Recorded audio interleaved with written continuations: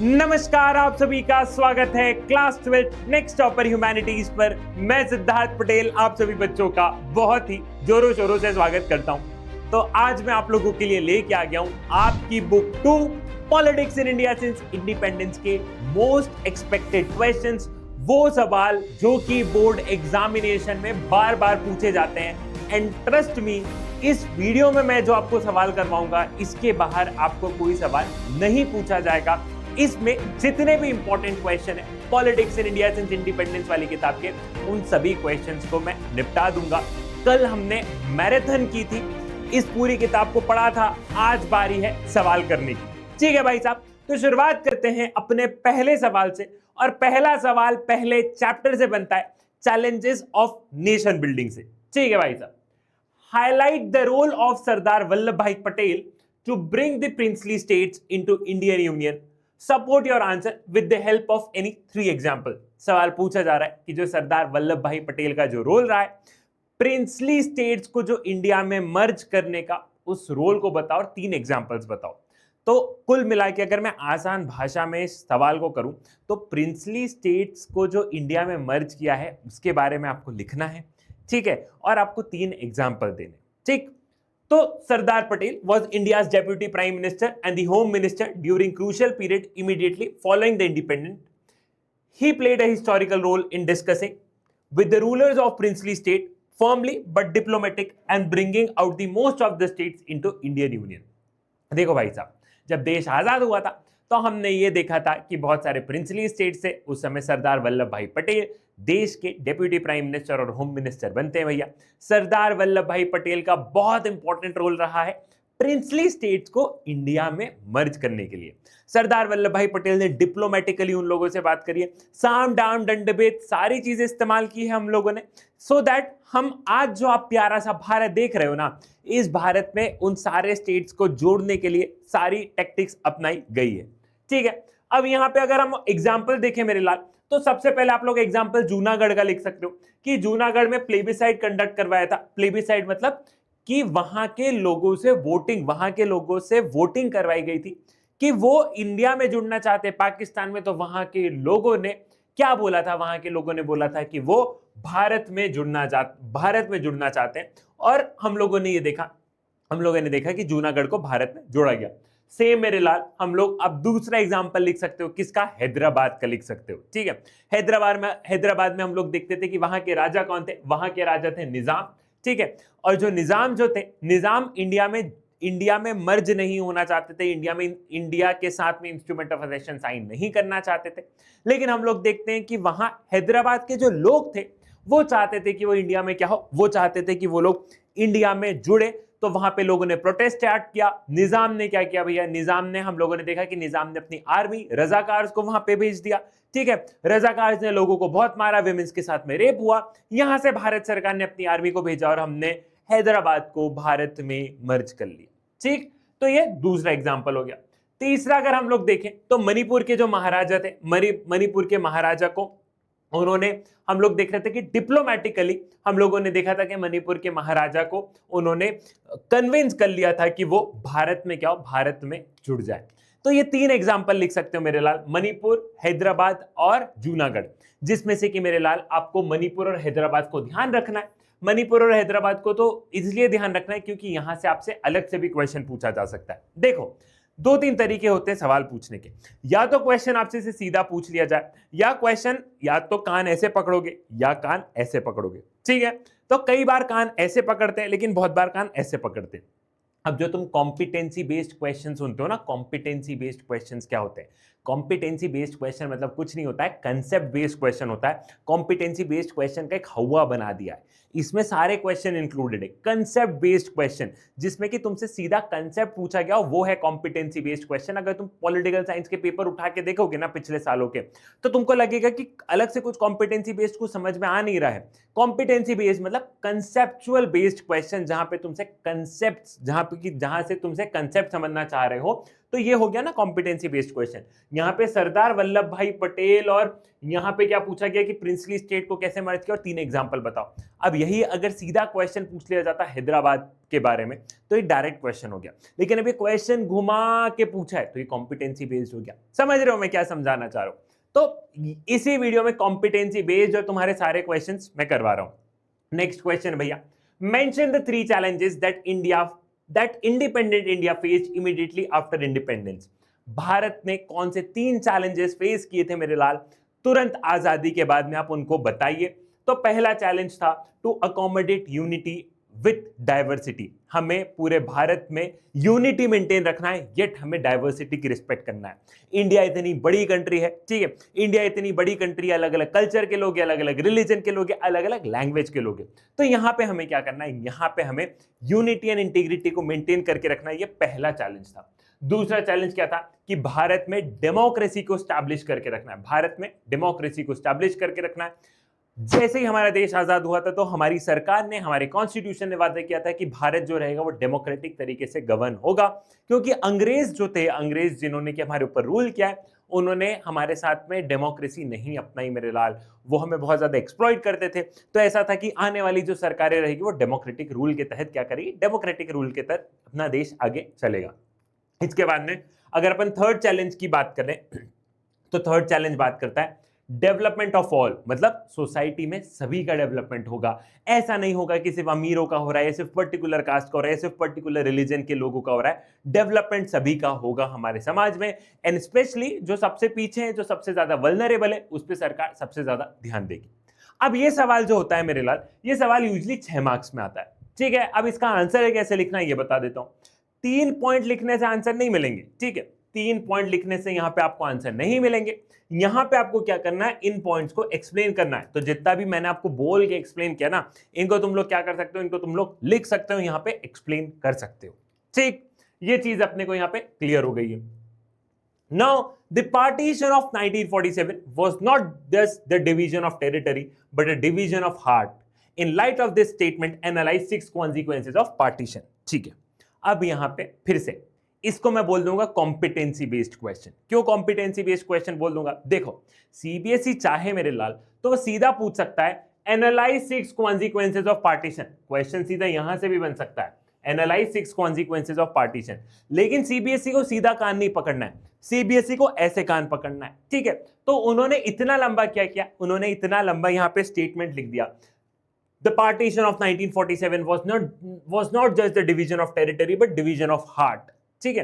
तो कितना बड़ा स्टेटमेंट लिख दिया। अब बच्चा क्या रहता है, बच्चा इतना बड़ा देखे, हो ये क्या पूछ लिया, तुम ऐसे कर देते हो, तुम पता क्या कहते हो, ओ भाई ये क्या पूछ लिया। शांत, कूल, एकदम शांत रहो, पूरे क्वेश्चन को 2 बार पढ़ो। पता है जब भी कोई सवाल समझ में ना आए मेरे लाल, जब भी कोई सवाल समझ में ना आए, उस क्वेश्चन को 2 बार पढ़ो। उस क्वेश्चन को क्या करना है, इस क्वेश्चन को मेरे लाल 2 बार पढ़ोगे।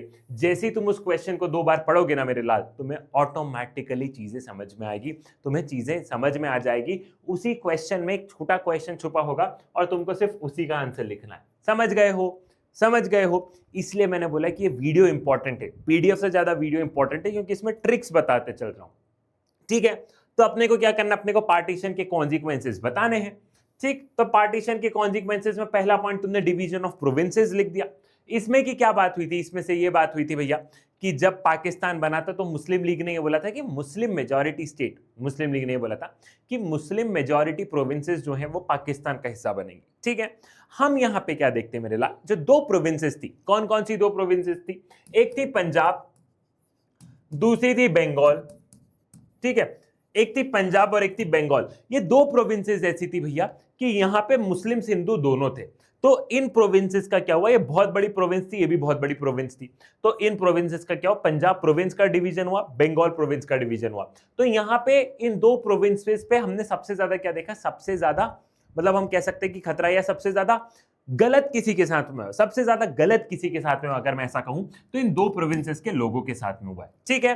तो एक ऐसा एरिया आइडेंटिफाई करना, एक ऐसा एरिया आइडेंटिफाई करना कि जहां पे क्या हो, जहां पे सिर्फ मुस्लिम्स हो और वहां पे पाकिस्तान बना देना, ये आसान नहीं था। इसलिए तुमने देखा था भैया कि अगर इंडिया के मैप को देखा जाए तो यहां पे यहां पे हमने देखा ईस्ट पाकिस्तान बना और यहां पे हमने देखा वेस्ट पाकिस्तान बना, क्योंकि ऐसे एरिया ही नहीं थे कि जहां पे ऐसा एक एरिया था ही नहीं जहां पे मुस्लिम डोमिनेट कर रहे हो।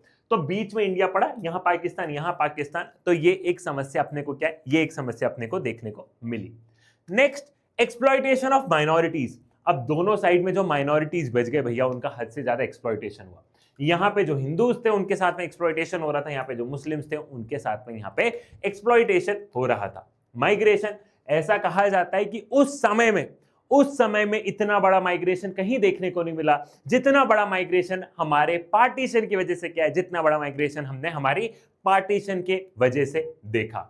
इसके बाद में प्रॉब्लम विद विमेन, हमने ये देखा भैया कि जब यहां से उधर लाखों में लोग क्या कर रहे थे, जब यहां से उधर लाखों में लोग इधर से उधर जा रहे थे तो यूजली रास्ते में विमेन के साथ में रेप हो जा रहा था। बहुत बार ऐसा देखा गया भैया कि अपने परिवार के लोग ही अपने घर की महिला को खत्म कर दे रहे हैं, मार दे रहे हैं, to protect the family honour. उसको ऐसा लग रहा है कि हम वहां पे जाएंगे, रास्ते में ऐसा ना हो कि इसके साथ में कुछ गलत हो जाए। ठीक है, तो ये बहुत बड़ी बात होती है जब अपने परिवार के लोग ही अपने घर की महिला को मार रहे हो।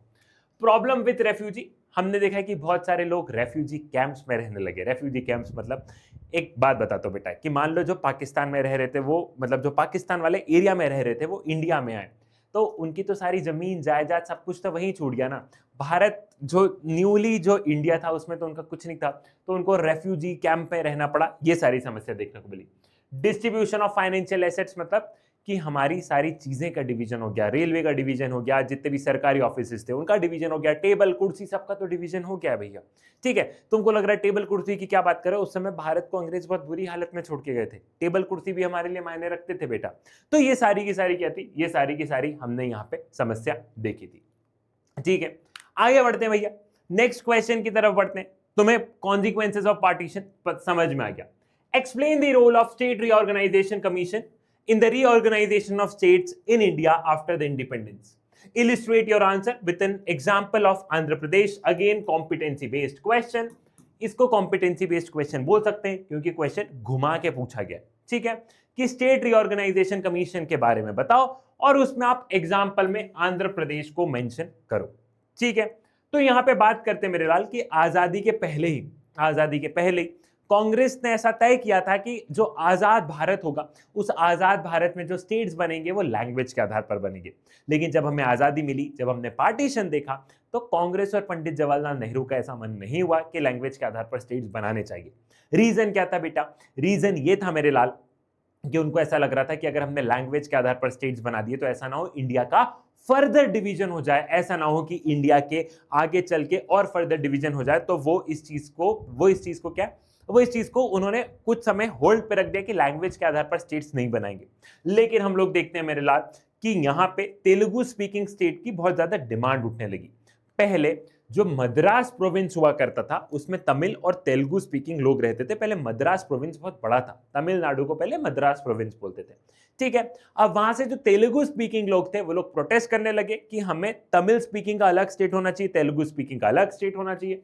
हम लोगों ने देखा कि Potti Sriramulu fast on to the death अनशन पर बैठ गए और उनकी डेथ के बाद में भैया हम लोगों ने देखा कि बहुत ज्यादा प्रोटेस्ट वगैरह हुए।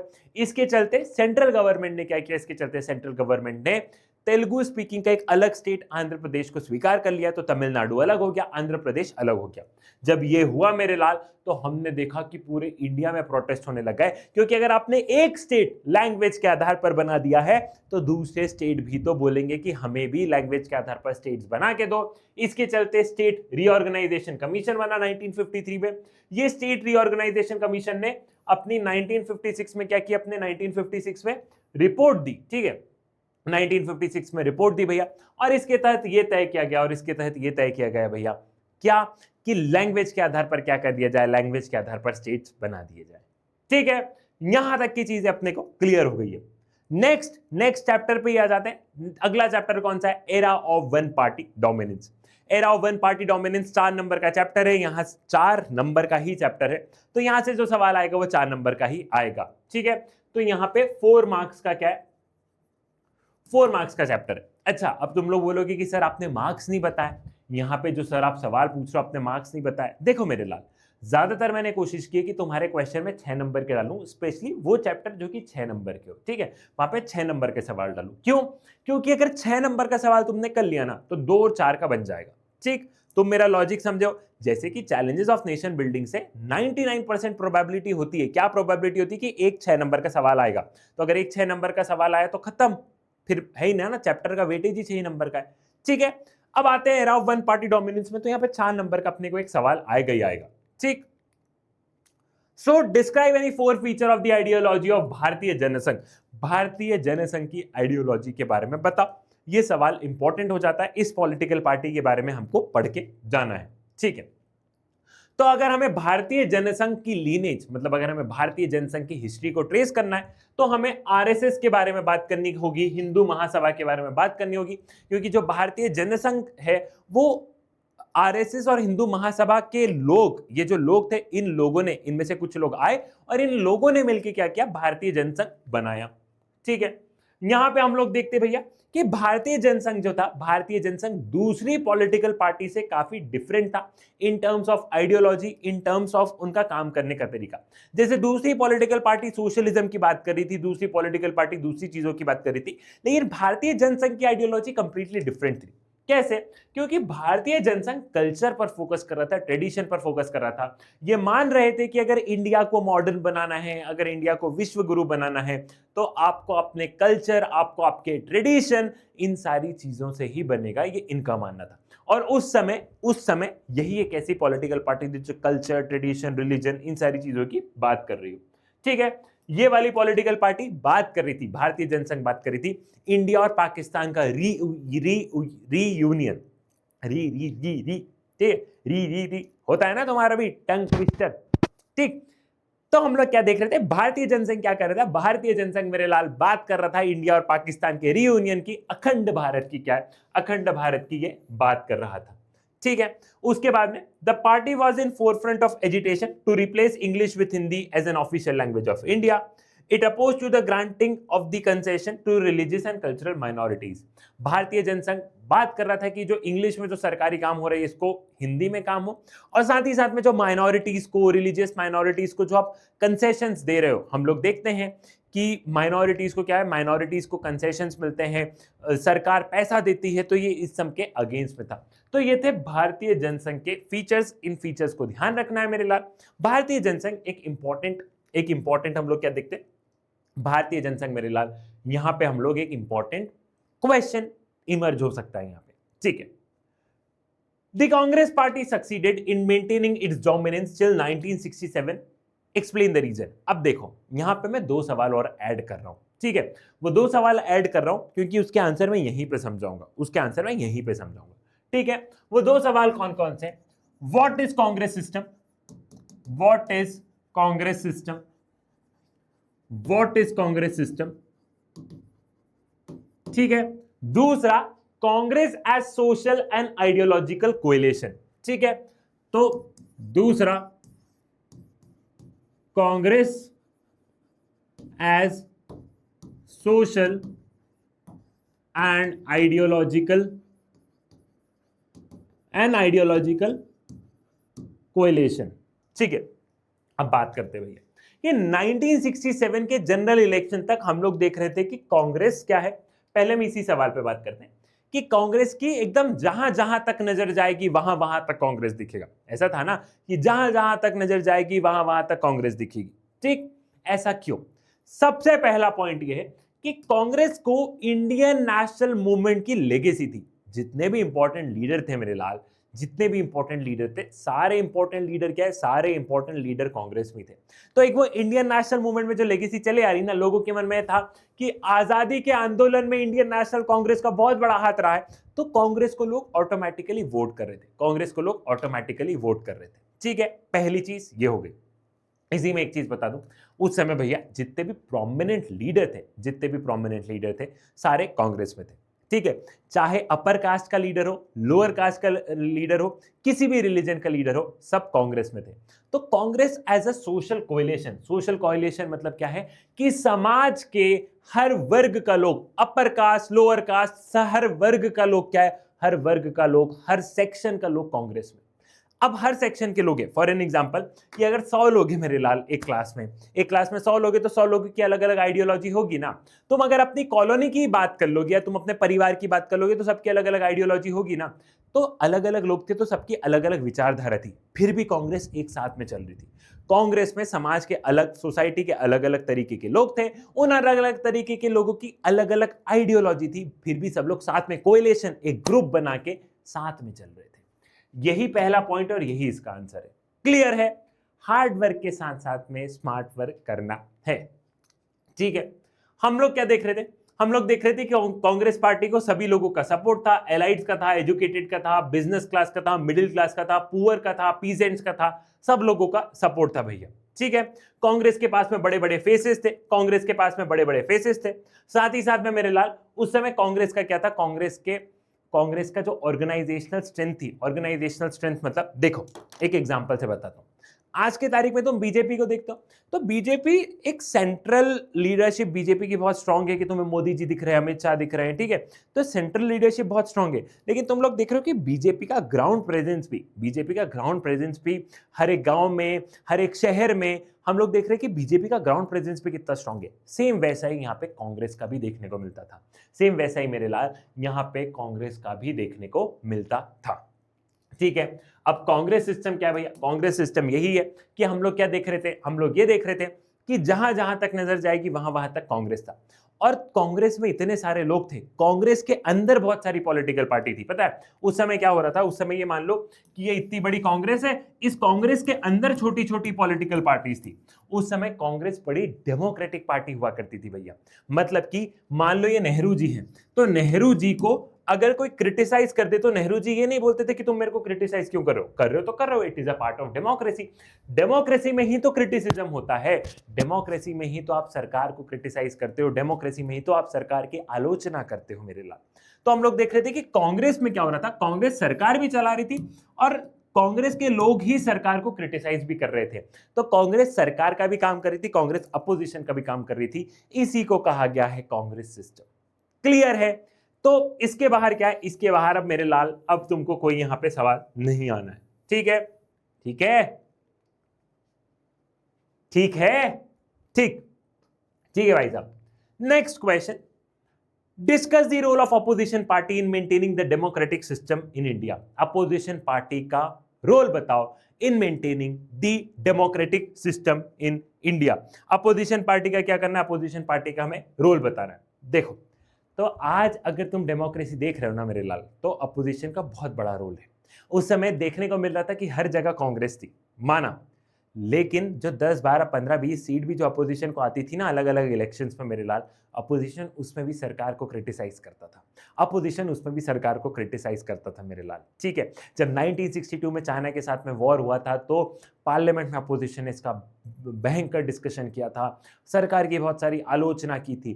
तो अगर तुम भारत में बहुत सक्सेसफुल डेमोक्रेसी देख रहे हो, जब specially era of one party dominance, मतलब जब एक पॉलिटिकल पार्टी क्या करी थी, जब एक पॉलिटिकल पार्टी का ही रूल था, जहां तक नजर जाएगी वहां तक हम लोग क्या देख रहे थे, वहां तक अगर एक पॉलिटिकल पार्टी का ही रूल था भैया, उस दौरान भी हमने क्या देखा? उस दौरान भी हमने देखा कि अपोजिशन भले ही छोटा हो, उनके नंबर भले ही छोटे हो, लेकिन उन्होंने सरकार को क्रिटिसाइज किया, सरकार की पॉलिसीज को क्रिटिसाइज किया।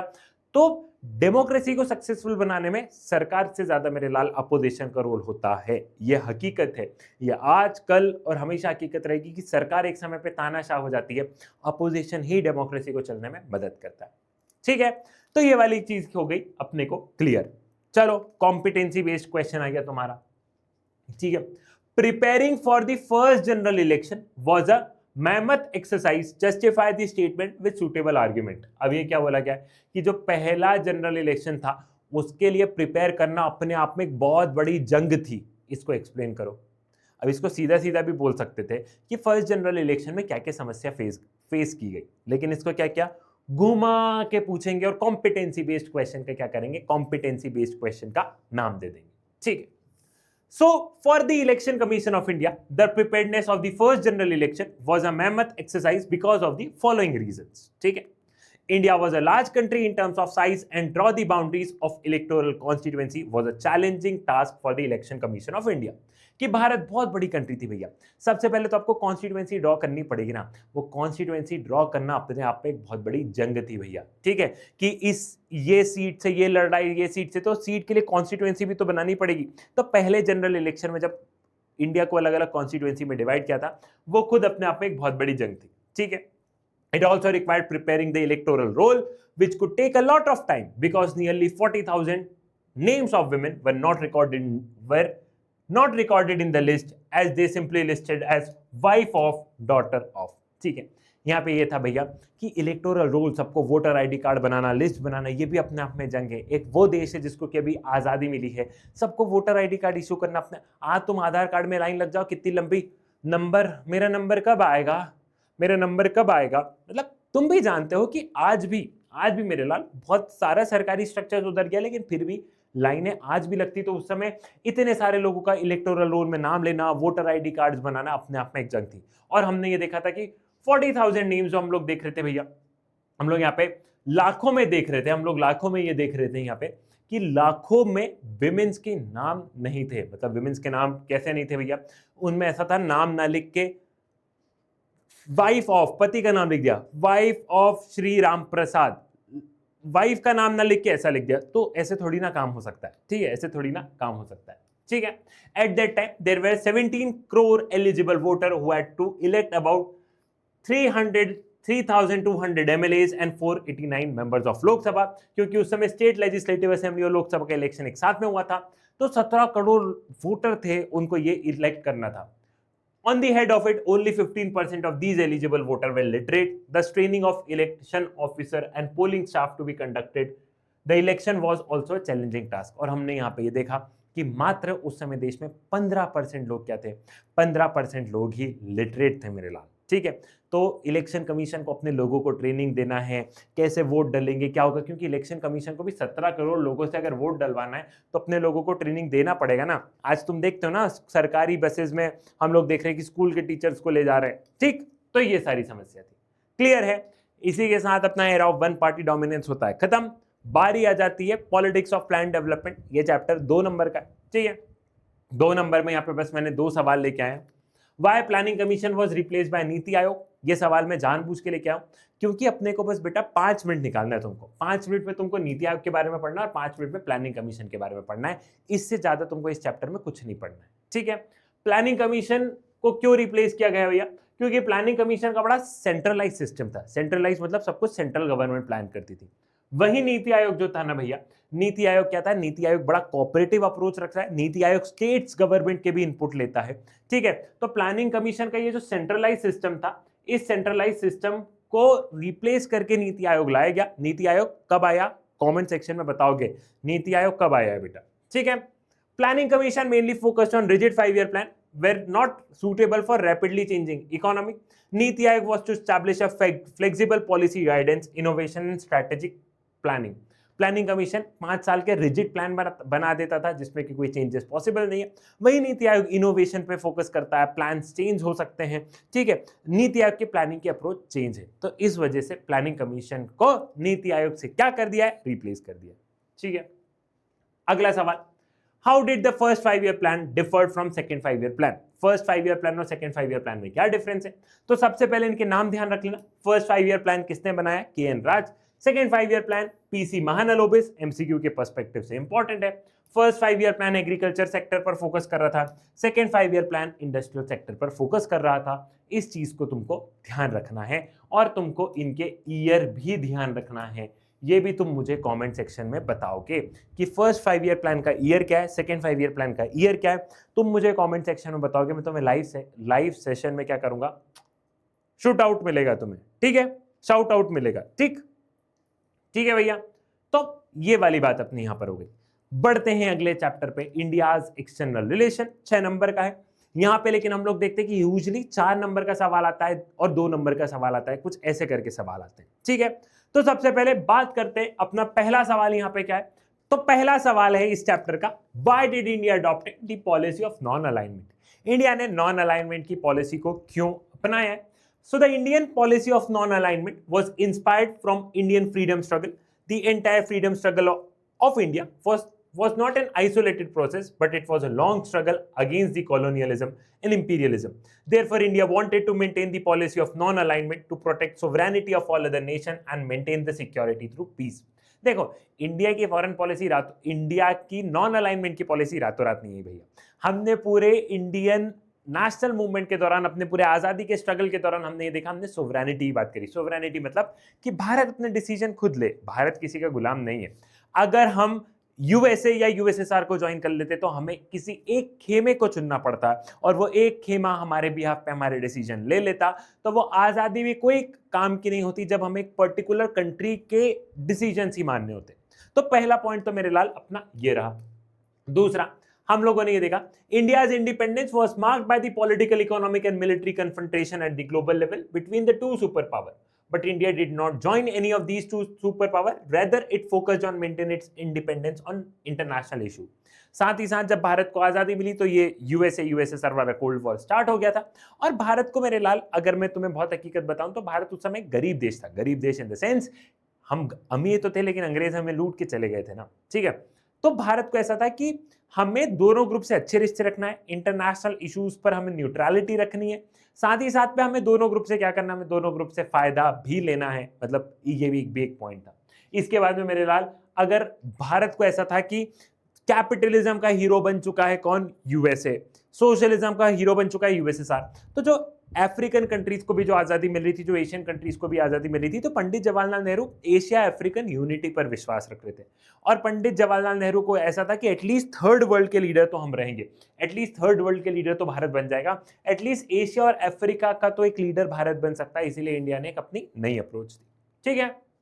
Next question, explain the India's nuclear policy. India की न्यूक्लियर पॉलिसी, पहला पॉइंट है credible minimum deterrence. Credible minimum deterrence मतलब ये कि हमने न्यूक्लियर वेपन का मतलब हमने न्यूक्लियर वेपन इसलिए नहीं रखे हैं कि हम कहीं युद्ध शुरू करेंगे, नहीं, बल्कि इसलिए रखें कि डर बना रहे। डर इन द सेंस कि अगर कोई हम पर अटैक करेगा तो वो ये भी देखेगा कि भारत के पास भी न्यूक्लियर वेपन है, ठीक है। तो क्रेडिबल मिनिमम डिटरेंस, इंडिया का न्यूक्लियर टेस्ट करना, और इसका पर्पस ये नहीं था कि हम किसी पे न्यूक्लियर अटैक करेंगे, इसका पर्पस ये था कि एक डर बना रहे कि अगर तुमने हमला किया तो हमारे पास भी है, हम तुम्हारे ऊपर हमला नहीं करेंगे। वही सेकंड पॉइंट है नो फर्स्ट यूज पॉलिसी, कि हम तुम्हारे ऊपर हमला नहीं करेंगे। भारत किसी भी कंट्री पर पहले हमला नहीं करेगा जब तक कि वो कंट्री हमारे ऊपर हमला नहीं करती है। और through out the world history अगर तुम देखोगे तो इंडिया बहुत पीसफुल कंट्री रहा है। भारत ने कभी भी किसी कंट्री पे सामने से हमला नहीं किया अनलेस एंड अनटिल वो कंट्री ने हमारी छेड़ ना ली हो, ठीक है। Civilian control of nuclear weapons, इसका मतलब क्या है कि हमारे जो न्यूक्लियर वेपन्स है उनका कंट्रोल जो है वो गवर्नमेंट, मतलब गवर्नमेंट इन द सेंस एक डेमोक्रेटिक तरीके से होता है, प्रॉपर एजेंसी है। ऐसा नहीं है कि आर्मी के हाथ में है या फिर मतलब कोई टेररिस्ट ग्रुप के हाथ में, ऐसा नहीं है मेरे ख्याल। सिविलियन कंट्रोल मतलब गवर्नमेंट और उसकी पूरी अकाउंटेबिलिटी है यहाँ पे, ठीक है। जैसे कि पाकिस्तान में हम नहीं बोल सकते, पाकिस्तान में किसके पास कहाँ कौन सी चीज पहुंच जाए वो नहीं पता, लेकिन इंडिया में एक प्रॉपर स्ट्रक्चर है, ठीक है। Commitment to the global disarmament, Bharat global disarmament से कमिटेड है कि तुम 4 वेपन कम करोगे हम भी करेंगे, पूरे विश्व में इन वेपन्स को कम होना चाहिए, खत्म होना चाहिए। भारत भी इस चीज पर विश्वास रखता है। तो ये हमारी न्यूक्लियर पॉलिसी के फीचर्स रहे, ठीक है। Describe the areas of conflict in India China relation. India China relations के कॉन्फ्लिक्ट बताओ। तो भारत अपनी जर्नी की शुरुआत करता है 1947 में, चाइना अपनी जर्नी की शुरुआत करता है 1949 में। हमने नारा दिया हिंदी चीनी भाई भाई। पंडित जवाहरलाल नेहरू बड़े ऑप्टिमिस्टिक रहते हैं कि भारत चाइना मिलके कुछ अच्छा करेंगे, भारत चाइना मिलके एशिया पे बहुत अच्छे से रूल करेंगे, ठीक है। इसी के तहत क्या होता है, इसी के तहत हमने पंचशील एग्रीमेंट साइन किया 1954 में। मतलब पंचशील एग्रीमेंट क्या है, पंचशील एग्रीमेंट इंडिया और चाइना का एक एग्रीमेंट है भैया, जो कि 1954 में साइन किया गया। इस एग्रीमेंट में क्या था, इस एग्रीमेंट में ये था म्यूचुअल रिस्पेक्ट फॉर सोवरेनिटी। तुम मेरी रिस्पेक्ट करना, मैं तुम्हारी रिस्पेक्ट करूंगा। तो यहाँ पे म्यूचुअल रिस्पेक्ट फॉर सोवरेनिटी की बात हुई थी कि दोनों देश एक दूसरे के इंटरनल मामले में इंटरफेयर नहीं करेंगे, तुम मेरी रिस्पेक्ट करना, मैं तुम्हारी रिस्पेक्ट करूंगा। ये सारी चीजें इसमें बात हुई थी। हालांकि शुरुआत कहां से होती है भैया, इंडिया चाइना रिलेशंस में कॉन्फ्लिक्ट की शुरुआत कहां से होती है, तिब्बत से होती है। जो तिब्बत है भैया, तिब्बत एक बफर जोन का काम करता है चाइना और इंडिया के बीच में।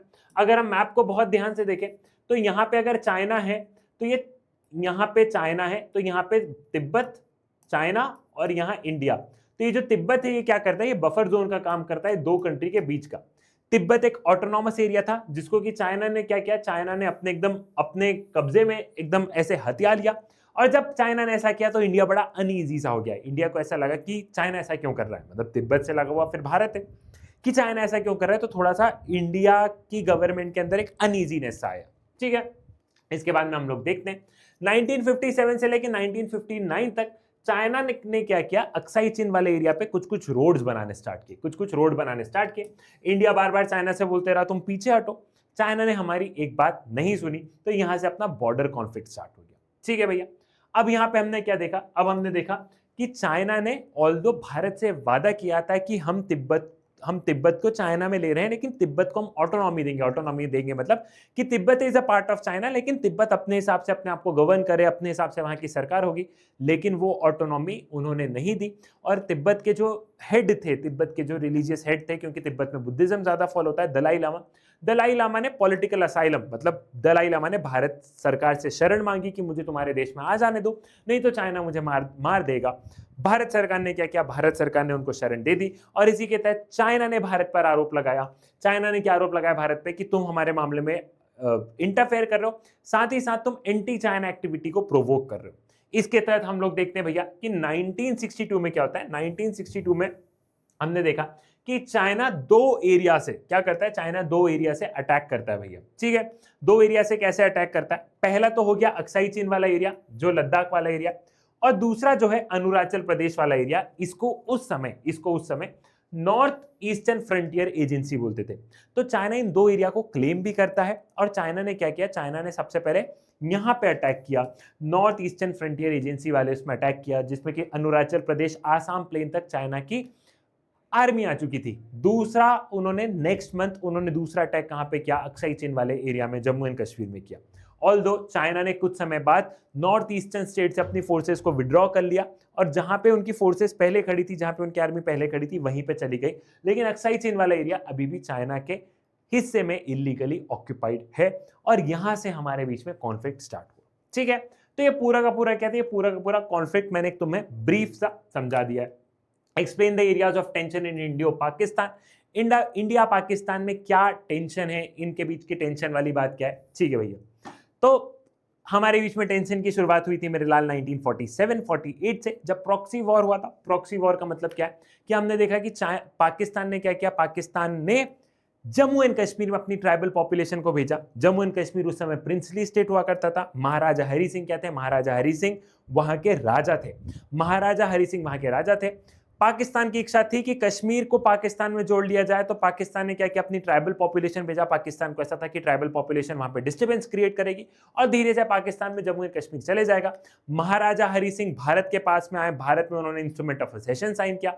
जैसे ही कश्मीर भारत में जोड़ा, हमने अपनी आर्मी भेजी, मामला यूनाइटेड नेशंस में चले गया। यूनाइटेड नेशन ने सीज फायर बोला। वहां से पाकिस्तान के पास में आधा, जो हम लोग देख रहे हैं, आधा भी नहीं बोल सकते, बहुत कम, थोड़ा सा, पाकिस्तान ने हमारे कश्मीर को इलीगली ऑक्यूपाइड करके रखा है, जिसको कि हम क्या बोलते हैं, जिसको कि मेरे लाल हम पीओके बोलते हैं, जिसको कि हम पीओके बोलते हैं। ठीक है, तो यहां से हम लोग देख रहे थे कि यूनाइटेड नेशंस, अमेरिका, इस 1947 से कश्मीर में ये सारी कंट्रीज या ऑर्गेनाइजेशन, ये सारे लोग इंक्लूड हो गए।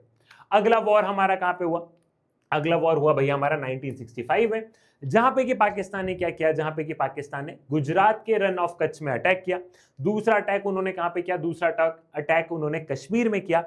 इसी के तहत उस समय हमारे प्राइम मिनिस्टर थे लाल बहादुर शास्त्री। लाल बहादुर शास्त्री ने अपना दिमाग चलाया और लाल बहादुर शास्त्री ने क्या किया कि ये गुजरात और जम्मू एंड कश्मीर से अटैक कर रहे, तो हम पंजाब से अटैक करेंगे। और हमारी आर्मी लाहौर डिस्ट्रिक्ट तक पाकिस्तान के अंदर पहुंच चुकी थी और इस युद्ध में हमारी जीत हुई थी। तीसरा हमारा कॉन्फ्लिक्ट कब हुआ, 1971 में हुआ। ये वाला आप जानते ही हो, जब हमने बांग्लादेश बना दिया। जब हमने क्या किया भैया, जब हमने बांग्लादेश बना दिया, हमने 10 दिन में हमने पाकिस्तान को सरेंडर करवा दिया भैया। और उनके 90,000 जो आर्मी ट्रूप्स थे, उन्होंने सरेंडर कर दिया भारत के साथ में। ठीक है, और लास्ट वाला जो हमने कॉन्फ्लिक्ट देखा वो क्या था, वो हम लोग देख रहे थे भैया कि वो वाला जो था, तो उसको हम कारगिल कॉन्फ्लिक्ट कहते हैं। कि कारगिल वाले एरिया में क्या हुआ, जम्मू एंड कश्मीर के कारगिल वाले एरिया में क्या होता है, कुछ मुजाहिदीन, कुछ टेररिस्ट को पाकिस्तान भेजता है, मतलब आर्मी को नहीं, टेररिस्ट को ट्रेन करके भेजता है। उन लोगों ने हमारे कुछ कारगिल वाले एरिया को ऑक्यूपाई कर लिया था। ऑल्दो हमारी सरकार ने कुछ महीनों की झड़प के बाद में उस एरिया को वापस से रीसिक्योर कर लिया। आज की तारीख में वो एरिया हमारे पास में। तो 1999 में कारगिल कॉन्फ्लिक्ट था भैया। ऑल्दो भारत पाकिस्तान के बीच में इतनी सारी चीजें हुई है, फिर भी हमारे बीच में बहुत सारे मामलों में कोऑपरेशन रहा है, ट्रेड मतलब कोऑपरेशन रहा है, जैसे कि बस सर्विसेज रही है, करतारपुर कॉरिडोर जो कि पाकिस्तान में, उसको पाकिस्तान इंडिया के लिए ओपन किया है। तो हमारी लड़ाई और कोऑपरेशन दोनों साथ साथ में चला है, ठीक है। पाकिस्तान को तुम लोग बहुत अच्छे से समझ सकते हो कंटेम्प्रेरी साउथ एशिया से, ठीक है। तो again Pakistan contemporary south Asia में भी है, यहाँ पे भी है, दोनों को साथ में पढ़ोगे ऑटोमेटिकली समझ में आ जाएगा, ठीक।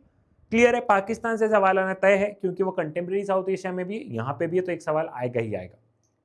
चलो भैया आगे बढ़ते हैं। The foreign policy of independent India, competency based question. The foreign policy of independent India has pursued the dream of peaceful world. Support your answer with 3 suitable argument. कि भारत की जो फॉरेन पॉलिसी है, भारत की फॉरेन पॉलिसी ने क्या किया? भारत की foreign policy ने पीसफुल वर्ल्ड को सपोर्ट किया है। भारत की फॉरेन पॉलिसी ने पीसफुल वर्ल्ड को सपोर्ट किया है। आप इसको 3 एग्जाम्पल से समझाओ। टफ क्वेश्चन है ना, फंस गए ना, तुमने सोचो सर फंस गए ना, ठीक है समझाता हूं। भारत की फॉरेन पॉलिसी ने पीसफुल वर्ल्ड को सपोर्ट किया है, कैसे? पहला एग्जांपल तुम लोग नॉन अलाइनमेंट का लिख सकते हो कि कोल्ड वॉर के दौरान जब पूरा वर्ल्ड 2 खेमे में बट रहा था तो भारत ने नॉन अलाइनमेंट की पॉलिसी थी। भारत पीसफुल वर्ल्ड चाहता था, भारत चाहता तो भारत किसी एक खेमे में ज्वाइन कर लेता ना। भारत ने तो दूसरी कंट्री को ऑप्शन दिया कि हम एक तीसरा ग्रुप बना लेते हैं नॉन अलाइनमेंट, जिसमें कि हम दोनों कंट्रीज से, दोनों ग्रुप से नहीं लड़ेंगे, ठीक है। दूसरा, भारत की जो पंचशील की जो पॉलिसी रही है चाइना के साथ में, ऑल्दो ये पॉलिसी हमारी चाइना के साथ में रही, लेकिन ये जो पॉलिसी है भैया ये पीसफुल रिलेशन की बात करती है। ऑल्दो हमारा चाइना के साथ में युद्ध भी हुआ, लेकिन हमारी जो फॉरेन पॉलिसी है, हमारी फॉरेन पॉलिसी हर जगह पीस की बात करती है। तीसरा, अपोजिशन टू कॉलोनियलिज्म। भारत जितने भी मतलब भारत ने आज़ादी के बाद से ही, तुरंत बाद से ही जितने भी देश गुलाम थे ना, मतलब बहुत सारे एशिया और अफ्रीका की बहुत सारी कंट्रीज गुलाम थी मेरे लाल, तो भारत ने हमेशा इनकी आज़ादी के लिए सपोर्ट किया भैया। तो भारत हर तरीके की कॉलोनियलिज्म से, भारत हर तरीके के रेशियल डिस्क्रिमिनेशन के अगेंस्ट में है, कॉलोनियलिज्म के अगेंस्ट में है, ठीक है। यहाँ पे तुम लोग रेशियल डिस्क्रिमिनेशन का भी लिख सकते हो कि भारत हर तरीके के रेशियल डिस्क्रिमिनेशन के क्या है, रेशियल डिस्क्रिमिनेशन के अगेंस्ट में है, ठीक है। तो ये पॉलिसी, ये जो भारत की फॉरेन पॉलिसीज है, ये भारत की फॉरेन पॉलिसी कहीं ना कहीं क्या दिखाती है? ये भारत की फॉरेन पॉलिसी कहीं ना कहीं दिखाती है कि हम पीसफुल वर्ल्ड को क्या है, हम पीसफुल वर्ल्ड को सपोर्ट करते हैं। अगले सवाल की तरफ बढ़ते हैं। अगला सवाल क्या है? तो अगला सवाल है, why did India did not sign nuclear non proliferation treaty NPT, ठीक है। India did not sign NPT because India has always put faith in science and technology for rapidly building a modern India. It has started its nuclear program, which was a key component of its industrialization process. India aimed to develop atomic energy for peaceful purposes. सबसे पहली बात है बेटा, nuclear technology सिर्फ बम धमाके के लिए नहीं यूज होती। Nuclear technology energy production, energy से इंडस्ट्री चलती है, इस वजह के लिए भी न्यूक्लियर जरूरी होता है। भारत में शुरू से ही हम लोगों ने एनर्जी टेक्नोलॉजी पे बहुत ज़्यादा इंसिस्ट किया गया है। भारत में अगर रैपिड इंडस्ट्रियलाइजेशन चाहिए तो भारत को न्यूक्लियर टेक्नोलॉजी पता होनी चाहिए। तो भारत को लगा कि हम इसको साइन नहीं करेंगे क्योंकि हमारा काम, हमें पीसफुल पर्पस के लिए न्यूक्लियर चाहिए, लेकिन चाहिए, ठीक है। दूसरा, India has been urging the super power for not using the nuclear weapons, but the 5 permanent member of UN security council have been increasing their nuclear weapons. These superpower have preventing other countries to increase their nuclear power. देखो, भारत शुरुआत से ही super powers, जितनी भी super powers थी, उनको भारत क्या बोला था कि सभी को न्यूक्लियर वेपन्स नहीं यूज करना है। लेकिन जो 5 परमानेंट कंट्री है UN की, ठीक है, कौन कौन सी है? America, Britain, France, Russia, China, ये लोग अपने न्यूक्लियर वेपन्स को इंक्रीज करते जा रहे थे। तो भारत को ऐसा लग रहा है कि भैया तुम इंक्रीज कर रहे हो, हम क्यों ना करें? या तो तुम भी मत करो, या तो तुम भी मत करो, और तुम कर रहे हो तो हम भी करेंगे, ठीक है। India found it discriminatory when the 5 permanent member of UN Security Council tried to impose the nuclear non-proliferation treaty in 1968 on the rest of the world. Bharat को ये ट्रीटी बड़ी डिस्क्रिमिनेटरी लगी कि उन 5 कंट्रीज के पास में न्यूक्लियर वेपन्स रहेंगे लेकिन हमारे पास में नहीं रहेंगे, ठीक है। तो भारत को ये बड़ा डिस्क्रिमिनेटरी लगा। भारत को लगा कि हम साइन नहीं करेंगे, या तो तुम भी अपने न्यूक्लियर वेपन्स को खत्म कर दो, नहीं तो हम भी नहीं करेंगे। पूरा का पूरा मुद्दा मेरे लाल, पूरा का पूरा मुद्दा यही है, ठीक है। यहां तक की क्या हो गई? यहां तक की अपने को चीजें क्लियर हो गई है। अगला सवाल है, what is meant by non Congressism, अगले चैप्टर पे आ गए। Challenges 2 and restoration of Congress system, 4 number का चैप्टर आता है बेटा ये। What is meant by non Congressism, तो ये नॉन कांग्रेसिज्म की स्ट्रेटेजी किसने दी थी? ये नॉन कांग्रेसिज्म की स्ट्रेटेजी राम मनोहर लोहिया ने दी थी। ठीक है, इस स्ट्रेटेजी में क्या था कि जो 1967 के जो जनरल इलेक्शन थे ना, जो 1967 के जनरल इलेक्शन थे, उसमें राम मनोहर लोहिया ने बोला कि ये जो अनडेमोक्रेटिक पॉलिटिकल पार्टी है, जैसे कि कांग्रेस की बात हुई कि कांग्रेस गरीबों का ध्यान नहीं दे रही है, बहुत ज्यादा इकोनॉमिक हालत खराब हो चुकी है, तो कांग्रेस की जो मोनोपोली है, कांग्रेस जो अनडेमोक्रेटिक तरीके से रूल कर रही है, इसके खिलाफ क्या हो? इसके खिलाफ सभी लोग, सभी पॉलिटिकल पार्टीज एक साथ में आए, और अगर हमें कांग्रेस को हराना है, तो सारी पॉलिटिकल पार्टीज को एक साथ में आके कांग्रेस के सामने चुनाव लड़ना होगा। ये थी नॉन कांग्रेसिज्म की स्ट्रेटेजी, राम मनोहर लोहिया ने इसे दी थी। ठीक है, mention the 2 advantages and 2 disadvantages of coalition government in India। ठीक है, कोएलिशन गवर्नमेंट के एडवांटेजेस डिसएडवांटेजेस बताओ। एडवांटेजेस क्या है भैया? बेटर रिप्रेजेंटेशन, सबसे पहले एडवांटेजेस क्या है? Better representation. ठीक है, जब किसी एक पॉलिटिकल पार्टी का रूल होता है ना, तो वो तानाशाह बन जाती है। जब कोएलिशन गवर्नमेंट का रूल होता है ना, तो अलग अलग पॉलिटिकल पार्टीज रहती है, वो अलग अलग पॉलिटिकल पार्टीज अलग अलग एरिया की होती है, वो अलग अलग ग्रुप को रिप्रेजेंट कर रही होती है, तो कोएलिशन गवर्नमेंट में रिप्रेजेंटेशन बहुत अच्छा होता है। दूसरा, प्रिवेंट कंसंट्रेशन ऑफ पावर, जो पावर पहले 2-4 लोगों के पास में रहती है, कोएलिशन गवर्नमेंट में क्या होता है? बहुत सारे लोगों के पास में पावर रहती है, रीजनल पॉलिटिकल पार्टीज के पावर रहती है, उनके पास में पावर रहती है, स्टेट गवर्नमेंट का से बन जाता है। जैसे कि फॉर एन एग्जांपल बताता हूं कि बीजेपी कोएलिशन में है बिहार में नीतीश यादव की पॉलिटिकल पार्टी के साथ। ठीक है, बीजेपी के पास में अपनी मेजॉरिटी नहीं है, तो दिन भर तुम नहीं देखते हो कि बीजेपी नीतीश कुमार, मतलब नीतीश यादव नहीं, नीतीश कुमार को बिहार में मतलब कितना साथ देती है? बेटर रिप्रेजेंटेशन, पावर जो है वो उनके पास में भी है, स्टेट का भी बहुत अच्छे से रिप्रेजेंटेशन हो रहा है, समझ लो। तो कोएलिशन के ये फायदे हैं। डिसएडवांटेजेस क्या है भैया? डिसएडवांटेजेस ये कि पॉलिटिकल इंस्टेबिलिटी, कभी भी सरकार गिर सकती है। एक पॉलिटिकल पार्टी ने सपोर्ट विड्रॉ कर लिया, सरकार गिर जाएगी। स्लो डिसीजन मेकिंग बड़ा स्लो हो जाता है, क्योंकि आपको उससे भी पूछना पड़ेगा, भाई ये डिसीजन ले लूं, क्योंकि अगर उनके हिसाब से डिसीजन नहीं दिया तो सपोर्ट विड्रॉ, सरकार गिर जाएगी। ठीक है, तो ये हो गए डिसएडवांटेजेस। ठीक, नेक्स्ट है the phase Aaya Ram Gaya Ram signifies which concept, explain it's impact on Indian political system. Aaya Ram Gaya Ram क्या दर्शाता है? तो आयाराम गयाराम दर्शाता है मेरे लाल डिफेक्शन। क्या दर्शाता है? डिफेक्शन।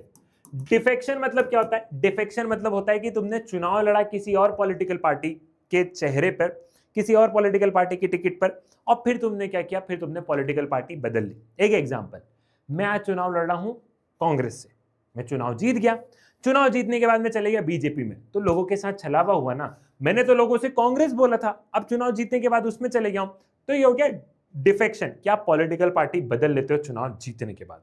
ठीक है, इसी फेज को आयाराम गयाराम से क्या किया गया? आयाराम गयाराम से डिनोट किया गया। 1967 के इलेक्शन में देखा गया, हरियाणा के जो एमएलए थे, हरियाणा के एमएलए जो गयालाल थे, गयालाल ने क्या किया? एक रात में 3 बार अपनी पॉलिटिकल पार्टी बदली, तभी से ये फ्रेज पड़ा आयाराम गयाराम। आयाराम गयाराम क्या बताता है? आयाराम गयाराम एक इंस्टेबिलिटी को दिखाता है कि सरकार में, पॉलिटिकल पार्टी में इंस्टेबिलिटी रहेगी। मान लो आज बीजेपी की सरकार है, बीजेपी के 10 एमपी बोल दे कि हम बीजेपी छोड़ के जा रहे हैं, तो गिर जाएगी ना सरकार। कुछ रूल्स रेगुलेशन होने चाहिए ना, तुमने लोगों को भी तो छलावा किया है। ठीक है, यहां पे क्या होता है? It promotes political opportunism in political system. मतलब कि कोई भी इंसान 1 करोड़ रुपए दूंगा, 1 करोड़, वो 1 करोड़ दे रहा है, चलो उसके तो यहां पे क्या होगा? यहां पे हमेशा जिस पॉलिटिकल पार्टी के पास में पैसा वो खरीद लेगा, ये वाली चीज देखने को मिलेगी। ये भी गलत है। लोगों का ट्रस्ट फेट टूटेगा, गवर्नमेंट में इंस्टेबिलिटी आएगी, ये सारी चीजें यहां से पता चलती है। ठीक है, Why was the verdict of 1967 general election termed as a political earthquake? 1967 के जनरल इलेक्शन का जो रिजल्ट आया है, इसको पॉलिटिकल अर्थक्वेक क्यों कहा गया है? सिंपल सी बात है, 1967 के पहले जो था, 1967 के पहले कांग्रेस का हर जगह वर्चस्व था। पहली बार ऐसा देखा गया भैया कि कांग्रेस स्टेट लेवल पे बहुत सारे चुनाव हारी।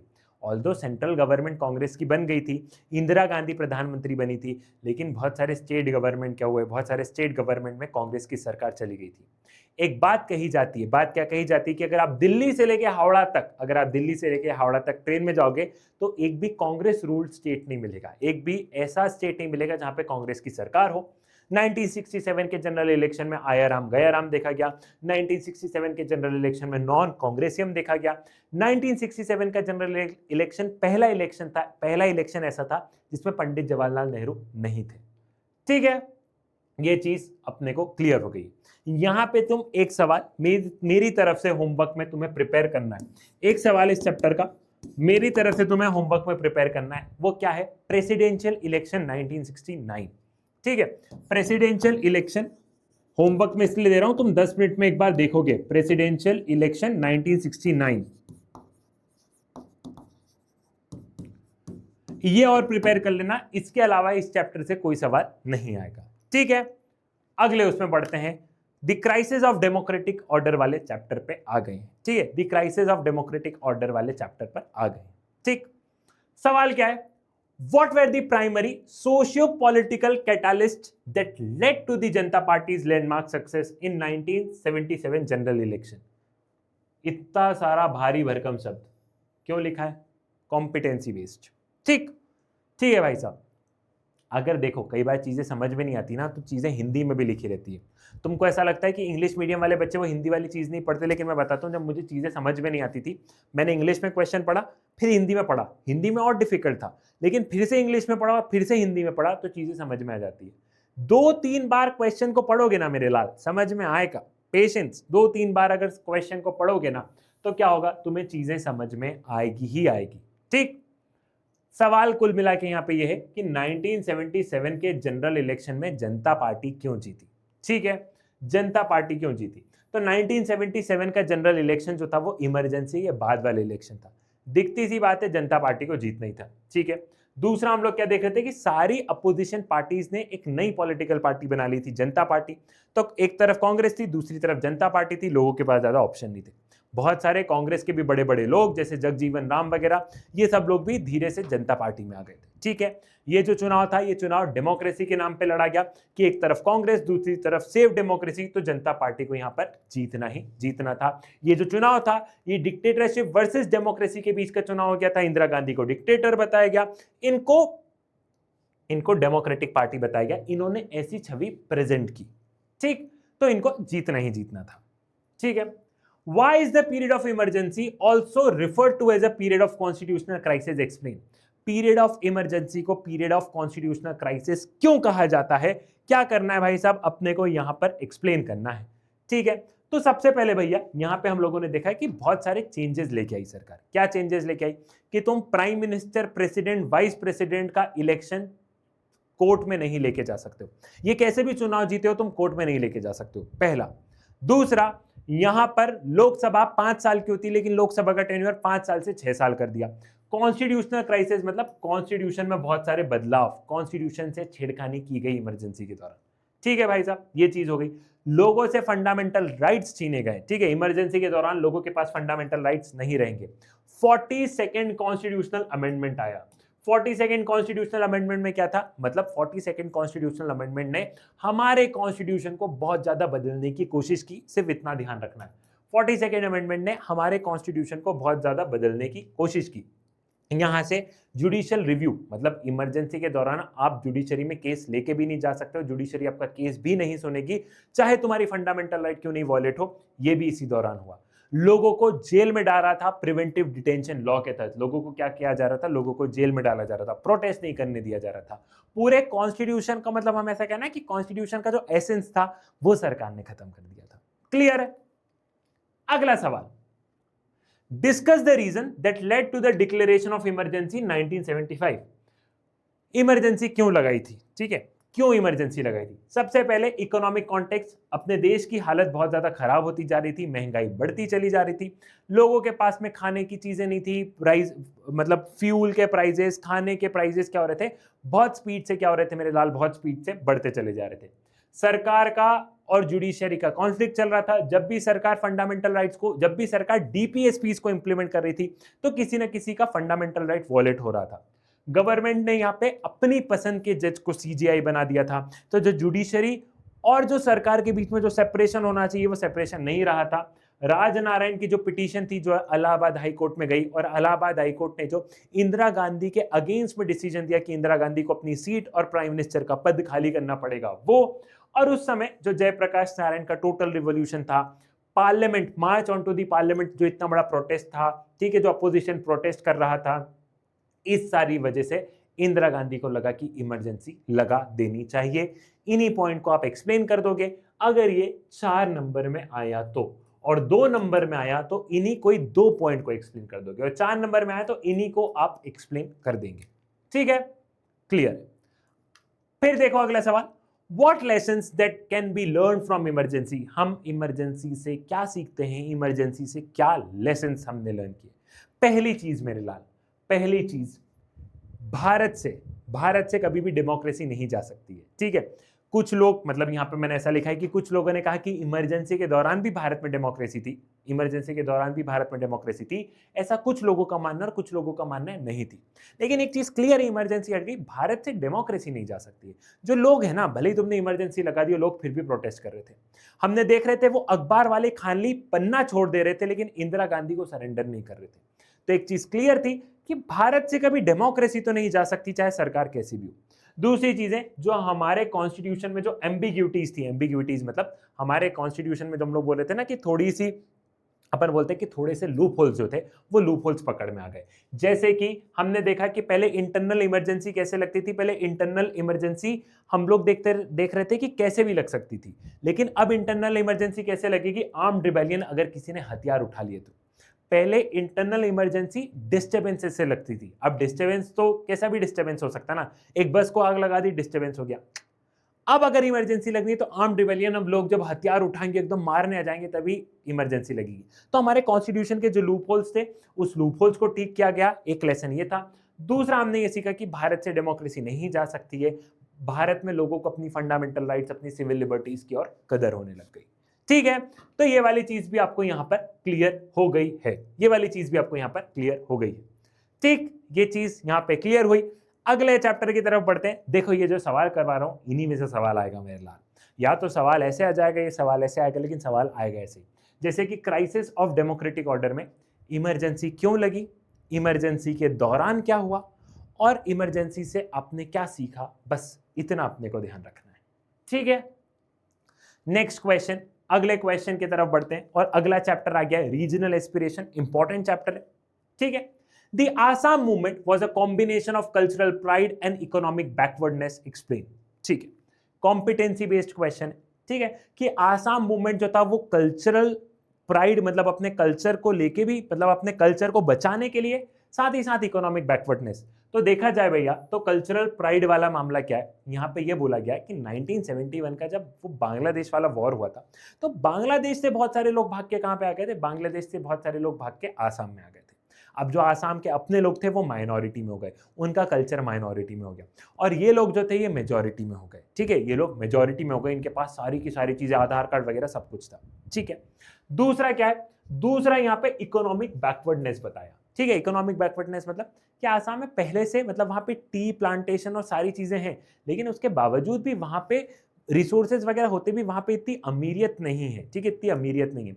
ऊपर से वहां के जो लोग हैं, उन लोगों को खुद को नौकरी नहीं मिल रही है, इन लोगों को कहां से नौकरी देंगे जो भाग के आ गए। जो आसाम के ओरिजिनल लोग हैं उनको तो नौकरी मिले, उनका तो वो तो संपन्न हो मेरे लाल, तब तो उनका सोचेंगे। ठीक है, इसलिए आसाम मूवमेंट ने अपनी रफ्तार पकड़ी। ठीक, अब इसी क्वेश्चन को देखने में तुमको डिफिकल्ट लगा, लेकिन अगर अपन ध्यान से 2-3 बार पढ़ेंगे तो समझ में आ गया। जैसे कि मैंने बिना पढ़े कल्चरल प्राइड बैकवर्डनेस को लिंक कर लिया, वैसे तुम्हें भी लिंक करना है मेरे लाल। ठीक है, ठीक, regional aspiration and their fulfilment are an integral part of democratic politics. Describe any 3 teachings derive from this idea. कि रीजनल एस्पिरेशन जो है भैया, रीजनल एस्पिरेशन जो अलग अलग रीजन की जो एस्पिरेशन है, ये पार्ट है, ये डेमोक्रेटिक प्रोसेस का पार्ट है। ठीक है, आप इसको 3 लेसन्स से समझाओ, आप इसको 3 पॉइंट से समझाओ।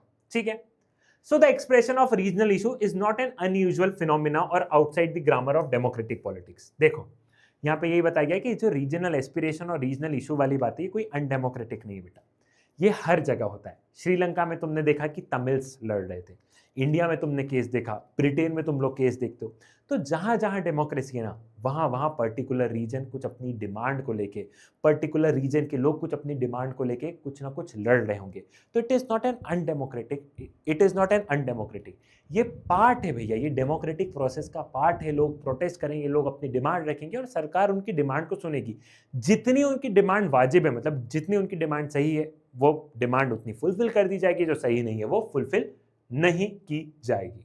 ठीक है, हमें रीजनल एस्पिरेशंस को सप्रेस नहीं करना चाहिए भैया, साथ ही साथ हमें उनसे बात करनी चाहिए। जैसे कि तुम लोगों ने देखा होगा कि हमारी गवर्नमेंट में समय समय पे, मतलब हमने कितने भी हथियार क्यों नहीं उठा लिए हो, लेकिन हमारे मामले कैसे सुलझे, जब हमारी सरकार ने इनसे बात की। जब राजीव गांधी ने पंजाब के लीडर से बात करी तो वहां पे मामला सुलझा। जब राजीव गांधी ने, हमने देखा, नॉर्थ ईस्टर्न स्टेट्स में बात की स्टेट इनके लीडर से, तब जाके मामला सुलझा।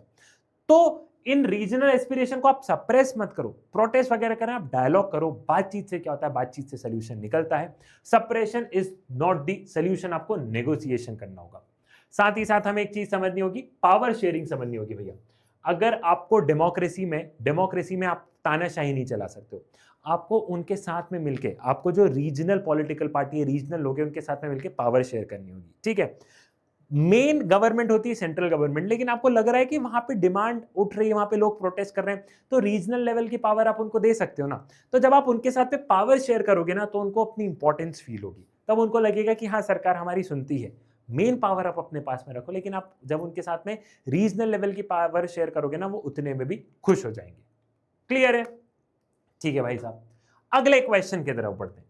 Examine the transition of Mizo National Front from a secessionist movement to mainstream political party within the Indian Union।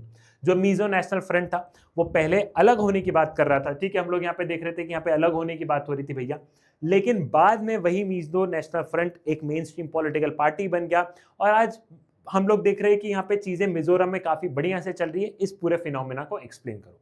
ठीक है, तो सबसे पहले भैया तुम पूरी की पूरी कहानी को समझाओगे कैसे? वही, the Mizo Hills were made an autonomous district of Assam after the independence. Some of the Mizo believed that they were never a part of British India and did not belong to Indian Union. After the famine in 1959, the movement gained popularity. जो मिजो हिल था भैया, उसको आसाम में autonomous district का क्या दिया था, autonomous district के तहत वो लोग अपने हिसाब से रूल कर रहे थे। लेकिन कुछ मिजोस का मानना था कि हम कभी भारत का पार्ट रहे नहीं है, हम ब्रिटिश इंडिया का पार्ट नहीं रहे, तो हम आज़ाद भारत का पार्ट क्यों रहेंगे। जब फेमाइन आया भैया वहाँ पे, तो आसाम सरकार ने उनका ध्यान नहीं दिया। आसाम सरकार ने उनका ध्यान नहीं दिया तो वहाँ पे प्रोटेस्ट बढ़ा। उनको लगा कि ये सरकार हमारे ऊपर ध्यान नहीं दे रही, तो हम इनके साथ में क्यों रहे। अगर आप किसी को इग्नोर करोगे तो वो प्रोटेस्ट करेगा। वो क्या करेगा, वो प्रोटेस्ट करेगा। It lead to the formation of Mizo national front MNF under the leadership of Laldenga. In 1966, MNF started an armed campaign for independence. At the end of 2 decades of insurgency, Mizoram started negotiation with the Indian government under the leadership of Lal Denga and peace. 1966 में हमने देखा भैया Mizo national front बना। इन लोगों ने armed, इन्होंने हथियार उठा लिए। ठीक है, बहुत मारा कुटी हुई, यहाँ से ये लोग मार रहे हैं, वहां से सरकार मार रही है, बीच में आम आदमी पिस रहा है। लेकिन इनके जो लीडर थे भैया, ये 10-20 साल तक ये चला। जो इनके लीडर थे लाल डेंगा ने सरकार से बातचीत स्टार्ट की, सरकार ने इनसे बातचीत स्टार्ट की, और राजीव गांधी और लाल डेंगा का अकॉर्ड साइन हो जाता है भैया। इसके तहत क्या होता है, इसके तहत मिजोरम को एक स्टेट बनाया जाता है और इनको स्पेशल प्रोविजन दिया जाते हैं। और आज मिजोरम जो है, आज मिजोरम बहुत बेहतरीन तरीके से, क्या मिजोरम बहुत बेहतरीन तरीके से रूल कर रहा है। ठीक, describe the story of Goa's liberation from Portuguese to becoming the state of Indian union. ठीक है, तो गोवा की जो स्टोरीज भैया, तो हमने ये देखा कि भारत जो है भैया, भारत आजाद 1947 में हो गया था, लेकिन गोवा को आजादी दिसंबर 1961 में मिली। गोवा पोर्चुगीज का गुलाम था, जो बचा हुआ रेस्ट ऑफ द भारत था वो अंग्रेजों का गुलाम था, ब्रिटेन का गुलाम था। अब पोर्चुगीज को गोवा में इतना अच्छा लगा कि उनको गोवा छोड़ के जाने की इच्छा नहीं। अरे ऐसे करते गोवा, पोर्चुगीज गोवा छोड़ के जाने की इच्छा नहीं थी। इनसे भारत सरकार बार बार बोल रही थी जाओ जाओ, वो कहते थे नहीं जाएंगे। गोवा के लोग चाहते थे कि वो जाए, उन लोगों ने प्रोटेस्ट किया। फिर भारत सरकार ने अपनी आर्मी भेजी और महज कुछ दिनों में हमने पोर्चुगीज को गोवा छोड़ के जाओ, अब सिर्फ घूमने आओ। ठीक है, पोर्चुगीज को हमने क्या किया, पोर्चुगीज को हमने भगा दिया। अब सवाल ये था कि गोवा का क्या करें, तो इनिशियली गोवा को यूनियन टेरिटरी बनाया गया भैया, गोवा दमन एंड दीव इनको यूनियन टेरिटरी बनाया गया। फिर गोवा के लोगों से वोटिंग की गई, गोवा के लोगों से पूछा गया कि क्या वो महाराष्ट्र के साथ में जुड़ना चाहते हैं, सेपरेट रहना चाहते हैं। तो गोवा के लोगों ने क्या किया, गोवा के लोगों ने बात की सेपरेट स्टेट्स की, एंड फाइनली गोवा जो है 1987 में एक सेपरेट स्टेट बना, महाराष्ट्र के साथ में नहीं मर्ज हुआ। ठीक है, explain the insurgency and road to peace in Punjab. Insurgency and road to peace in Punjab के बारे में हमें बात करना है। तो आप लोग जानते हो कि पंजाब में अकाली दल जो थे, अकाली दल की सरकार, कोएलिशन वाली सरकार थी, अकाली दल आनंदपुर साहिब रेजोल्यूशन लेके आते हैं, जिसके की तहत वो बात करते हैं, क्या बात करते हैं कि स्टेट गवर्नमेंट के पास में ज्यादा पावर रहनी चाहिए, सेंट्रल गवर्नमेंट के पास में पावर कम रहनी चाहिए। लेकिन अकाली दल को लगने लगा कि भैया हम पावर में रहते हुए भी मेन पावर किसके पास में, मेन पावर सेंट्रल गवर्नमेंट के पास में। तो ये जो अकाली दल थे, इन्होंने प्रोटेस्ट स्टार्ट किया, इन्होंने हथियार उठाना स्टार्ट किया। ठीक है, इसके की तहत इन्होंने क्या किया, जो गोल्डन टेंपल था, गोल्डन टेंपल में मतलब हम लोग देख रहे थे कि इनके लीडर्स वगैरह जो बड़े बड़े जो एक्सट्रीमिस्ट थे, मतलब जो हथियार उठा रहे थे, इन्होंने गोल्डन टेंपल को अपना गढ़ बना लिया। इसी के तहत Indira Gandhi operation blue star चलाती है, जिसमें कि गोल्डन टेंपल में घुस के इन लोगों को मारा जाता है, जिससे कि हम लोग ये देखते हैं मेरे लाल की सिख की जो रहती है सेंटिमेंट्स काफी ज्यादा हर्ट होते हैं, क्योंकि वो उनके लिए बहुत इंपॉर्टेंट प्लेस है, उनके लिए एकदम होली श्राइन, बहुत ज्यादा इंपॉर्टेंट जगह है वो। ठीक है, हम लोग देखते हैं फिर इंदिरा गांधी का असैसिनेशन हो जाता है। जब इंदिरा गांधी का असैसिनेशन होता है, उनके सिख बॉडीगार्ड उनको मार देते हैं। उसके बाद में हम लोग देखते हैं कि पूरे देश में क्या होता है, पूरे देश में सिख के खिलाफ प्रोटेस्ट होने लग जाते हैं, लोग उनको मानने लग जाते हैं, चीजें काफी ज्यादा बिगड़ जाती है। फिर at the end Rajiv Gandhi जो थे वो मॉडरेट अकाली, मतलब वो अकाली जो कि सरकार से बात करना चाहते हैं, मॉडरेट मतलब ठीक ठाक, एक्सट्रीमिस्ट मतलब जो कि हथियार उठाना चाहते हैं।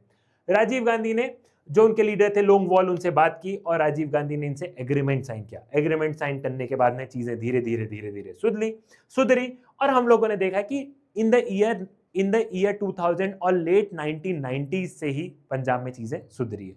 ठीक है, तो ये पूरा का पूरा पंजाब का मैंने शॉर्ट में यहाँ पे लिख दिया, क्योंकि अगर 6 नंबर में सवाल आता है, 4 नंबर में सवाल आता है मेरे लाल, तो अपने को शॉर्ट में ही चीजें लिखनी रहेगी। मतलब शॉर्ट इन द सेंस कि अगर पूरी चीज एक्सप्लेन करनी तो शॉर्ट में लिखना है। और ऑपरेशन सिर्फ ब्लू स्टार के बारे में बोला है, तो ऑपरेशन ब्लू स्टार को तुम लोग आराम से एक्सप्लेन कर सकते हो।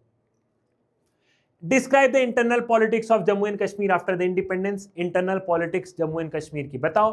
तो आप लोग जानते हो इंटरनल पॉलिटिक्स क्या थी कि 1947 में असैसिनेशन हुआ, मतलब 1947 में असैसिनेशन नहीं, 1947 में असेशन हुआ, मतलब 1947 में जम्मू एंड कश्मीर भारत का पार्ट बना। ठीक है, भारत का पार्ट बना, असैसिनेशन गलत शब्द यूज किया, असेशन। ठीक है, महाराजा हरि सिंह ने इंस्ट्रूमेंट ऑफ असेशन साइन किया। हमने जम्मू एंड कश्मीर को स्पेशल स्टेटस दिया अंडर आर्टिकल 370।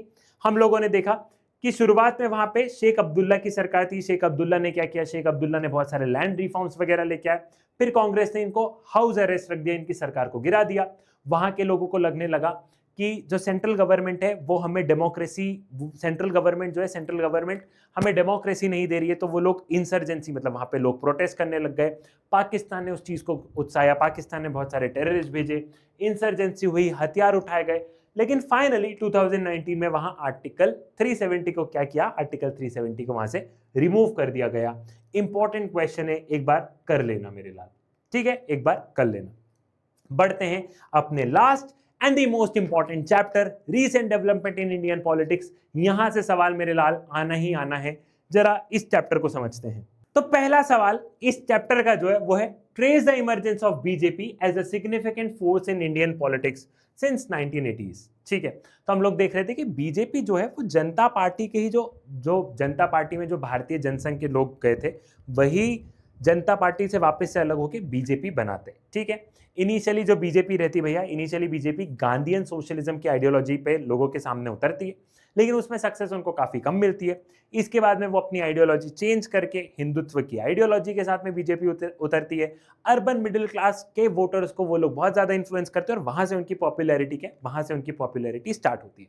सबसे पहले देखते हैं तो 1989 में जब वीपी सिंह की गवर्नमेंट थी, तो वीपी सिंह की जो नेशनल फ्रंट गवर्नमेंट थी उसको बीजेपी ने बाहर से सपोर्ट किया था। मतलब वीपी सिंह की सरकार के पास में मेजॉरिटी नहीं थी, लेकिन वीपी सिंह ने उनको सपोर्ट किया था ताकि कांग्रेस को बाहर रख सके, ताकि कांग्रेस पावर में ना आए। तो बीजेपी ने उनको क्या किया, बीजेपी ने उनको सपोर्ट किया भैया। उसके बाद में हम लोगों ने देखा कि 1998 से 1999 तक बीजेपी की सरकार रही है कुछ समय तक, एंड फाइनली 1999 में अटल बिहारी वाजपेयी के टेन्योर में हम लोग देख रहे थे कि एनडीए, ठीक है, national democratic alliance led by BJP की सरकार रही है। ये पहली सरकार ऐसी थी जो कि नॉन कांग्रेस गवर्नमेंट थी और इन्होंने अपने 5 साल पूरे किए। फर्स्ट नॉन कांग्रेस गवर्नमेंट जनता पार्टी थी, लेकिन उन्होंने अपने 5 साल पूरे नहीं किए। लेकिन 1999 में हम लोग क्या देखते हैं मेरे लाल, 1999 में जो सरकार रहती है एनडीए की led by BJP, Atal Bihari Vajpayee जिसमें प्रधानमंत्री रहते हैं, ये पहली ऐसी सरकार थी जो नॉन कांग्रेस थी और जिन्होंने अपने पूरे के पूरे 5 साल पूरे किए। ठीक है भैया, बीजेपी थोड़ा सा चुनाव जीतना कब से स्टार्ट हुई, जब शाहबानो केस आया। शाहबानो केस में बीजेपी ने मुद्दा उठाया, क्या मुद्दा उठाया कि कांग्रेस माइनॉरिटीज को फेवर कर रही है। ठीक है, तो वहां से हम लोग क्या देख रहे थे, वहां से हम लोग देख रहे थे कि बीजेपी को काफी पॉपुलैरिटी मिली और बीजेपी ने न्यू इकोनॉमिक पॉलिसीज को भी काफी ज्यादा सपोर्ट किया, लिबरलाइजेशन, प्राइवेटाइजेशन, ग्लोबलाइजेशन। ठीक है, describe the recommendation of Mandal commission to solve the problem of other backward class. देखो, मंडल कमीशन जो है भैया, इसको सेकंड बैकवर्ड क्लासेस कमीशन भी बताया गया। ये 1979 में क्या गया, 1979 में स्टैब्लिश किया गया था जब जनता पार्टी की सरकार थी। लेकिन जब मंडल कमीशन ने अपनी रिकमेंडेशन दी, जब मंडल कमीशन ने अपनी रिपोर्ट दी, तब तक जनता पार्टी की सरकार गिर चुकी थी, मेरे लाल। तो फिर कुछ किया नहीं जा सकता था। जब फिर बीपी सिंह की सरकार आई, तभी मंडल कमीशन की रिपोर्ट को एक्सेप्ट किया गया। मंडल कमीशन की जो रिपोर्ट थी भैया, इसमें बात की गई थी 27%, इसमें बहुत सारी बात की गई थी। उसमें से जो सबसे इंपॉर्टेंट बात थी वो थी कि 27% रिजर्वेशन ओबीसीज को। ठीक है, इसमें ऐसा कहा गया था कि अपार्ट फ्रॉम एससीज and ST there are other backward classes, apart from एससीज and ST there are other backward classes, जिनको कि हम अदर बैकवर्ड कास्ट के नाम से भी बोल सकते हैं, ओबीसीज, उनको भी रिजर्वेशन देना जरूरी है। एससी ने एसटी को छोड़ के और भी बहुत सारी कास्ट ऐसी है जिनके के साथ में डिस्क्रिमिनेशन हो रहा है, तो उनको रिजर्वेशन देना जरूरी है। तो 27% रिजर्वेशन की बात की गई थी। साथ ही साथ में ओबीसीज के वेलफेयर की, स्पेशल प्रोग्राम्स की, इनके लिए स्कीम्स की बात की गई थी। ठीक है, इनके लिए स्कीम्स वगैरह की बात की गई थी। तो ये मंडल कमीशन की क्या थी, ये मंडल कमीशन की मेरे लाल रिपोर्ट थी, जिसके के तहत क्या हुआ, जब इन चीजों को इंप्लीमेंट किया गया तो बहुत ज्यादा प्रोटेस्ट हुए। बहुत ज्यादा प्रोटेस्ट इसलिए हुए क्योंकि कुछ लोग चाहते थे कि हमें भी ओबीसीज में इंक्लूड कर लिया जाए और कुछ लोग चाहते थे कि रिजर्वेशन हो ही ना। लेकिन सुप्रीम कोर्ट ने इस रिजर्वेशन को अपहेल्ड कर लिया, मतलब कि जो रिजर्वेशन मिला है वो सही है। ठीक, next question, examine the impact of any three political development that witnessed between the period 1989 to 1999। 1989 से लेके 1999, सिर्फ इन्हीं 10 साल के बीच में कोई भी 3 पॉलिटिकल डेवलपमेंट बताओ। ठीक है, तो सबसे पहले हम लोग क्या देखते हैं, एंड ऑफ कांग्रेस सिस्टम हमको देखने को मिला। सबसे पहले हमें एंड ऑफ कांग्रेस सिस्टम देखने को मिला इसी पीरियड में। दूसरा हम लोग क्या देख रहे थे, दूसरा इशू हमने देखा तो वो वही था, राइज ऑफ मंडल इशू। ठीक है, ओबीसीज, कास्ट बेस्ड पॉलिटिक्स, इस दौरान हमें कास्ट बेस्ड पॉलिटिक्स, ओबीसीज को रिजर्वेशन, ये वाली चीज हमें देखने को मिली। तीसरा हम लोग इस दौरान क्या देख रहे थे, तीसरा हम लोग यहाँ पे मेरे लाल ये देख रहे थे कि इसी दौरान एलपीजी रिफॉर्म्स आए थे। ठीक है, ये वो डेवलपमेंट थे, ये वो पॉलिटिकल डेवलपमेंट थे जिसका कि इंपैक्ट आज तक है। ओबीसीज को रिजर्वेशन मिला, आज तक है। ठीक है, कांग्रेस का डिक्लाइन हुआ, आज तक देखने को मिल रहा है। ठीक है, यहाँ पे एलपीजी रिफॉर्म्स आज तक देखने को मिल रहे हैं। एंड फोर्थ, एक और यहाँ पे कि जो बहुत बड़ा जो डिस्प्यूट चल रहा था राम जन्मभूमि को लेके, वो राम जन्मभूमि का मामला सुलझ गया है, उसका भी हमें पॉलिटिकल इंपैक्ट बहुत लंबा देखने को मिला है। ठीक, अगला क्वेश्चन जो कि इसी से रिलेटेड है, अगला क्वेश्चन सेम, बस क्वेश्चन बदल दिया, आंसर सेम है। Describe any 3 point of consensus that emerge among the political parties in spite of severe competition and conflict. आज की तारीख में पॉलिटिकल पार्टीज के बीच में कॉन्फ्लिक्ट तो है, लेकिन 3 पॉइंट ऐसे बताओ जो कि सभी पॉलिटिकल पार्टीज ने एग्री कर लियो। तो पहला एलपीजी रिफॉर्म्स, दूसरा, पहला था LPG reform, new economic policies, दूसरा जो था भैया वो क्या था, वो ओबीसीज का रिजर्वेशन को लेके था। तीसरा हम लोग ये देख रहे थे कि आज की तारीख में पॉलिटिकल पार्टीज आइडियोलॉजी के बेसिस पे अलायंसेस नहीं बनाती है। आज की तारीख में जो अलायंसेस बनते, जो पॉलिटिकल पार्टी साथ में आती है, वो प्रेगमेटिक मतलब रियलिस्टिक, ठीक है, रियलिस्टिक अलायंसेस बनते हैं। ठीक है, काम को लेके अलायंसेस बनते हैं। जैसे कि आज की तारीख में बीजेपी के अलाइज जो भी है, एनडीए में जो भी हो, जरूरी नहीं है कि सभी लोग बीजेपी के हिंदुत्व की आइडियोलॉजी पर विश्वास रखेंगे, लेकिन सब लोग साथ में क्यों है, क्योंकि सबकी अप्रोच दूसरी हो गई है, रियलिस्टिक अप्रोच हो गई है, काम करने की अप्रोच हो गई है। तो ये ट्रेंड एक हमें देखने को मिला है। तो ये सारे थे क्वेश्चंस मेरे लाल, ये सारे हमने इस किताब के क्वेश्चंस कर लिए हैं। सवाल यहीं से आना है, आप लोग कर लोगे। मुझे पूरा विश्वास है कि पॉलिटिकल साइंस का पेपर आपके जीवन का सबसे अच्छा पेपर होने वाला है। सो लाइव सेशन में मिल रहे हैं कंटेम्प्रेरी वर्ल्ड पॉलिटिक्स के, ठीक है, आज शाम को 5 बजे है, ठीक। सो पॉलिटिकल साइंस में डरने की नहीं है बात, क्योंकि सिद्धार्थ पटेल है तुम्हारे साथ। चाणक्य नीति से लेके राजनीति तक तुम्हें जो चाहिए सब कुछ है मेरे पास। अब big heart for you all, Telegram group join कर लेना, यहीं पे नोट्स दूंगा। Tata, bye bye, love you, paper अच्छा जाएगा, मैं हूं तुम्हारे साथ में, बाय।